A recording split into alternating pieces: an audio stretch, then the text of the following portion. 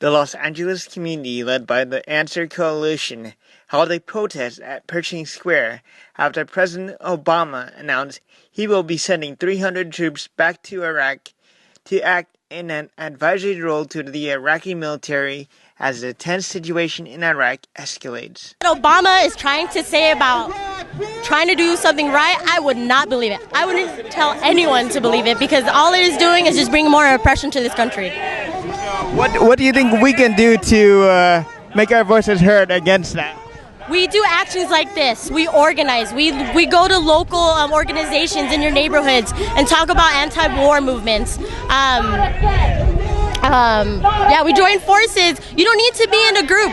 You don't need to be from an organization. You just get together with a bunch of people that know that this isn't right, and you let your voices heard no matter what occurs. Protester Cliff Olean explains what he thinks will happen if troops return to Iraq. Because they've said that before in U.S. history, starting with the Vietnam War, and even in other places like Central America, where they sent advisors, they ended up training death squads and terror governments. And so it looks like they're massing troops and aircraft carriers over there, and they're just planning to send more and more troops. It's just a kind of a smoke screen to make us accept them. They're not sending them all at once. They're sending 200 or 300 at a time, so it doesn't seem like so many.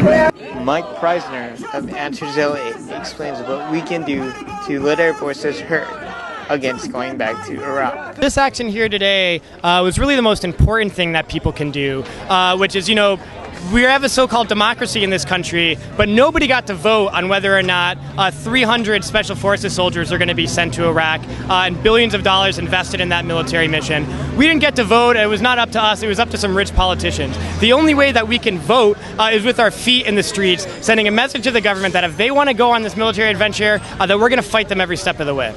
The protest concluded with a rally through the streets of Los Angeles against going back to Iraq, as the LAPD warned the protesters to stay on the sidewalk. With no choice, the LAPD stood at the roadblocks to allow protesters to safely cross. Throughout the route, many protesters rode on the ground with chalk against going back to Iraq. From Pershing Square in Los Angeles, this is Paul Schur reporting for FilAmTV Community News.